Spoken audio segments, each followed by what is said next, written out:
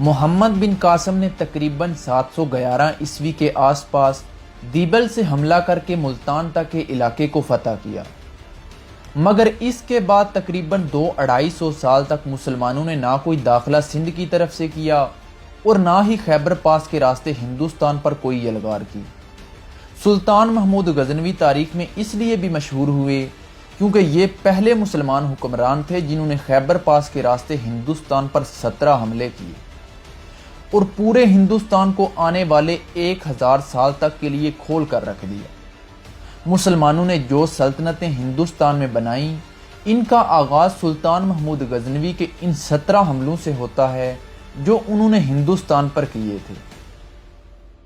اگست 1001 میں 10,000 منتخب گھڑ سواروں کی فوج کے ساتھ آپ نے غزنی سے پشاور کی طرف پیش قدمی کی۔ یہاں پر لاہور کا راجہ جے پال 12,000 گھڑ سوار اور 30,000 پیادہ فوج اور 300 ہاتھیوں کے ہمراہ آپ کے مقابلے پر آیا۔ دونوں فوجوں کے درمیان جنگ شروع ہو گئی۔ ہندو بڑی بے باکی کے ساتھ لڑے، لیکن آخر کار وہ سلطان محمود غزنوی کے منظم گھڑ سوار دستوں کے سامنے پسپا ہو گئے اور انہیں شکست فاش کا سامنا کرنا پڑا۔ میدان جنگ میں ان کے 5,000 سپاہی مارے گئے۔ جے پال اور اس کے 15 سرکردہ سرداروں کو سلطان محمود غزنوی نے قیدی بنا لیا۔ اس فتح کے بعد سلطان محمود غزنوی نے بٹھنڈا کی طرف پیش قدمی کی اور اس کے قلعے پر حملہ کر کے اسے بھی فتح کر لیا۔ راجہ جے پال نے سلطان محمود غزنوی کی طرف سے ہونے والی شکست اور شکست کی وجہ سے ذلت محسوس کرتے ہوئے اپنے آپ کو آگ میں جلا لیا اور اس کے نتیجے میں اس کا بیٹا انند پال ہندوستان کا نیا راجہ منتخب ہوا۔ سلطان محمود غزنوی نے 1004 عیسوی میں سیستان میں ایک فوجی مہم سے واپس آنے کے بعد یہ دیکھا کہ ہندوستان سے خراج مکمل طور پر ادا نہیں کیا جا رہا۔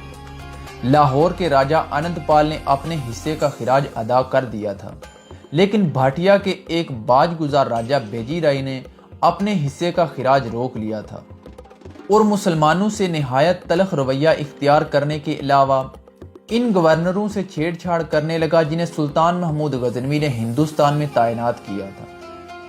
سلطان محمود غزنوی ملتان کے راستے سے راجہ کے علاقے میں داخل ہوئے اور آپ نے دیکھا کہ بھاٹیا کو ایک نہایت بلند فصیل قلعہ بند کیا گیا ہے اور اس کے ارد گرد ایک گہری اور کشادہ خندق ہے۔ راجہ نے اپنی راجپوت فوج کو جنگ کے مطابق ترتیب میں کیا اور ہندوستانی مسلمانوں سے اس قدر بے باکی سے لڑے کہ لگاتار 3 دن کی جھڑپوں کے بعد کوئی نتیجہ سامنے نہ آیا۔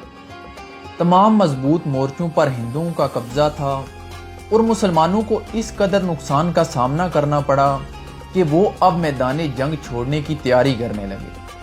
آخر کار چوتھے روز سلطان محمود غزنوی نے اپنی فوج کے سامنے اپنا رخ مکہ مکرمہ کی طرف کیا اور سجدے میں گر گئے۔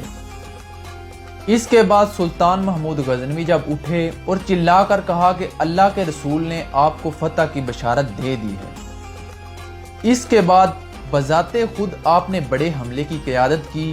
سپاہیوں کے زبردست نعروں سے فضا گونج اٹھی اور مسلمان اس قدر شدت سے حملہ کرنے لگے کہ دشمن کو شہر کے دروازوں تک دھکیل دیا گیا۔ اگلی صبح بھاٹیا کے قلعے کو مکمل طور پر محصور کر لیا گیا اور صرف چند دنوں میں چاروں طرف کی خندقوں کو بھر دیا گیا۔ بیجی رائی نے جب یہ دیکھا کہ اپنی پوزیشن کو مستحکم رکھنا ناممکن ہو گیا ہے تو اس نے قلعے کو خالی کر دیا اور اس کے دفاع کے لیے ایک مختصر سی چھاونی کو وہاں چھوڑنے کے بعد اس نے اپنی باقی فوج کے ہمراہ دریائے سندھ کے کنارے پر اگے جنگل میں پناہ لی۔ سلطان کی فوج کے ایک دستے نے جنگل میں اس کا تعاقب کیا اور انہوں نے اس کے مورچے پر حملہ کیا اور اسے تنگ گھاٹیوں کی طرف بھاگنے پر مجبور کر دیا۔ اس کے بہترین دوست بھی اس کا ساتھ چھوڑ چکے تھے اور جب اسے قیدی بنایا جانے لگا تو اس نے اپنی ہی تلوار سے اپنی زندگی کو ختم کر لیا۔ اس کے پیروکاروں میں جنہوں نے آقا کی موت کا بدلہ لینے کی کوشش کی، انہیں بھی قتل کر دیا گیا اور ایک حملے کے ذریعے بھاٹیا پر قبضہ کر دیا گیا۔ 280 ہاتھی، بے شمار غلام اور دیگر مال غنیمت سلطان کے ہاتھ لگا اور وہ ایک فاتح کی حیثیت سے غزنی واپس لوٹ گئے۔ ملتان کے پہلے حکمران شیخ حمید سعیدی نے امیر سبکت گن کی اطاعت قبول کر لی تھی اور خراج ادا کرتا رہا۔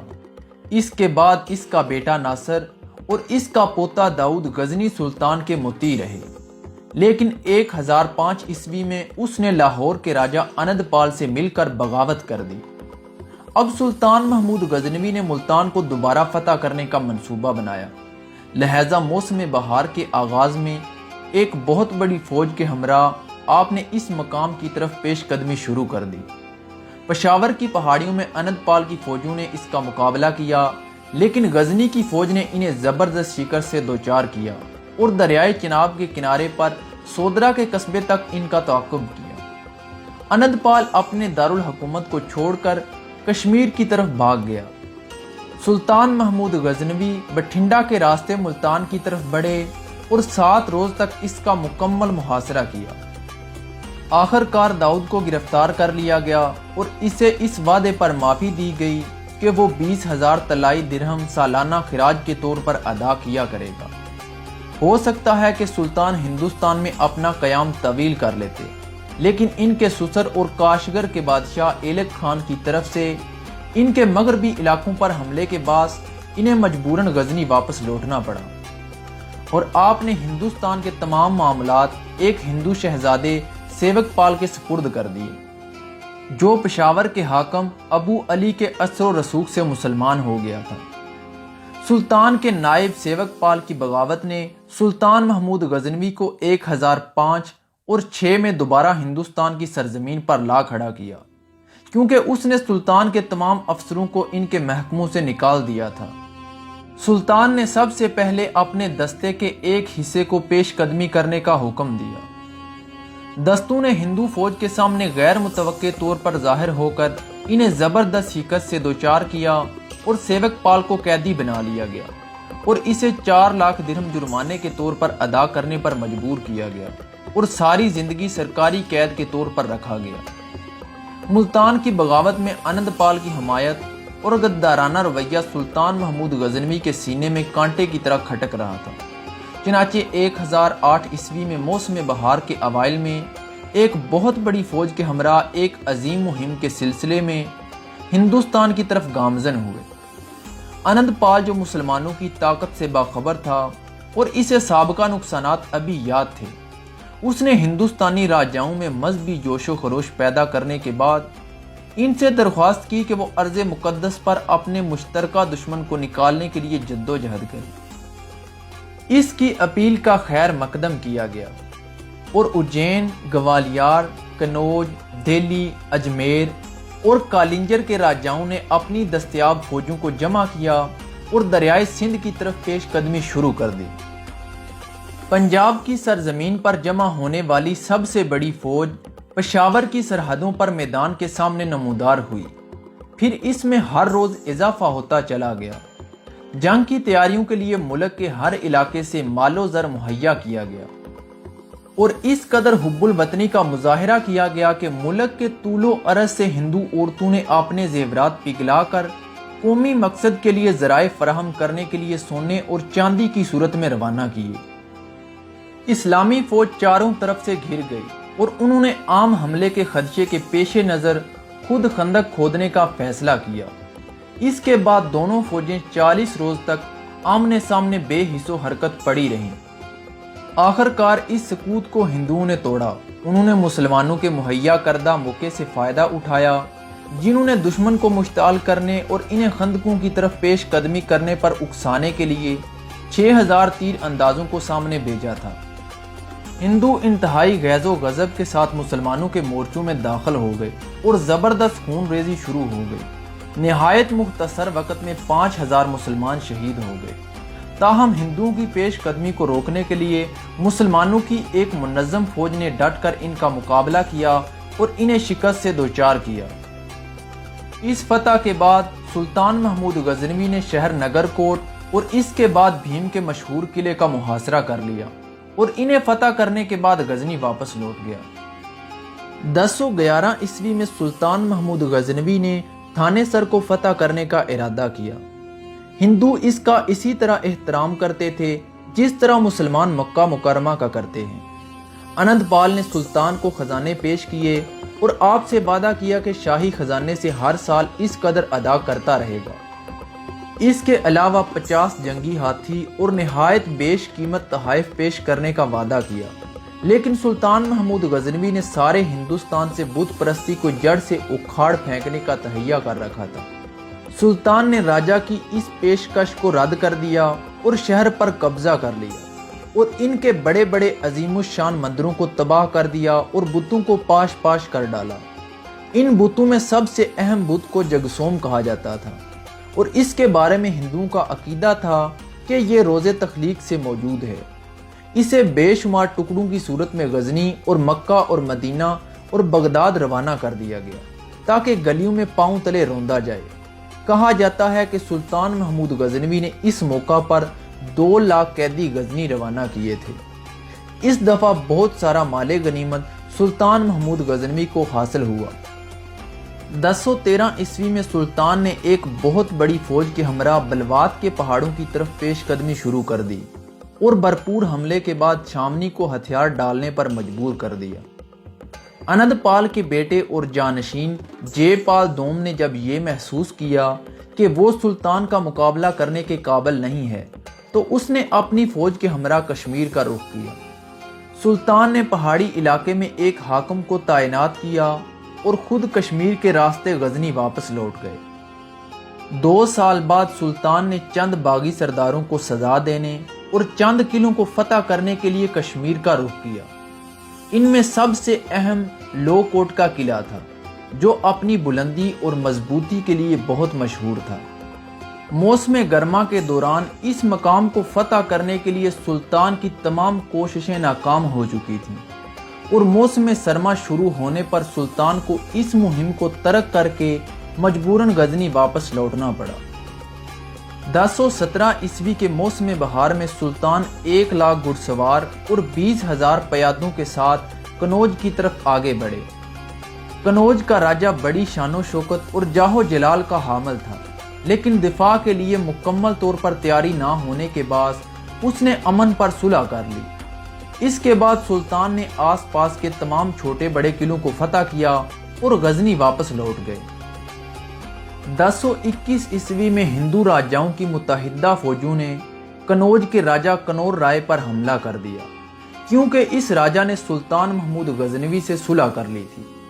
سلطان کو جب اس صورتحال کا علم ہوا تو آپ نے ہندوستان کی طرف پیش قدمی شروع کر دی، لیکن اس سے بیشتر کہ وہ کنوج پہنچتے اس پر کالنجر کے راجہ نندا نے قبضہ کر لیا اور اس نے کنوج کے راجہ کو قتل کر دیا۔ کنوج کے راجہ کی موت کا بدلہ لینے کے لیے سلطان نے کالنجر کا محاصرہ کر لیا اور اسے بھی فتح کر لیا۔ کالنجر کی فتح کے بعد سلطان محمود غزنوی نے کشمیر کے راستے لاہور پر حملہ کیا اور اسے بھی فتح کر لیا اور اس کے راجہ کو وہاں سے بھاگنے پر مجبور کر دیا اور لاہور کا تمام انتظام اپنے مشیر جنرل ملک ایاز کے سپرد کر دیا، جس کا نام بہت سی روایات اور اپنے آقا کے ارشادات میں موجود ہے۔ ملک ایاز نے لاہور کا قلعہ اور فصیل تعمیر کروائی اور شہر کو وسیع اور خوبصورت بنایا۔ سلطان محمود غزنوی کے اس مقبول عام حاکم کے دور میں لاہور علم و فضل کا گہوارہ بن گیا اور غزنی سے لوگ یہاں آ کر آباد ہو گئے۔ تقریباً 2 سال بعد سلطان محمود غزنوی نے کالنجر کے راجہ نندا رائے کو مزہ چکھانے کے لیے دوبارہ ہندوستان کی طرف پیش قدمی شروع کر دی، کیونکہ گزشتہ مہم کے دوران وہ سزا سے بچ گیا تھا اور بھاگ گیا تھا۔ سلطان لاہور کے راستے اس کی طرف آگے بڑھے اور گوالیار سے گزرنے کے بعد آپ نے اس قلعے کا محاصرہ کر لیا، لیکن راجہ نے اطاعت قبول کر لی اور اس طرح وہ محفوظ رہا۔ سلطان محمود غزنوی کافی عرصے سے کاٹھیاوار کے ایک ساحلی شہر سومنات کے مشہور و معروف مندر کی دولت اور تقدس کے بارے میں سنتا چلا آ رہا تھا۔ وہاں پر ہندوستان کے سبھی حصوں سے پجاری جمع ہوتے تھے۔ ہندوؤں کا عقیدہ تھا کہ سوما دیوتا، جس کے نام پر یہ مندر مشہور تھا، اس کو تمام ارواح پر مکمل اختیار حاصل ہے۔ بہرحال بت پرستی کے اس جیسے مراکز کو تباہ کرنے کے لیے ستمبر 1024 عیسوی میں غزنی سے ہندوستان کی طرف سلطان نے پیش قدمی شروع کر دی۔ آپ کے ہمراہ ترکستان اور ہمسایہ ممالک کے 30,000 نوجوان رضاکار بھی شامل تھے۔ انہوں نے اس مندر کو تباہ کرنے کے لیے سلطان کی فوج میں بلا معاوضہ شمولیت اختیار کی تھی۔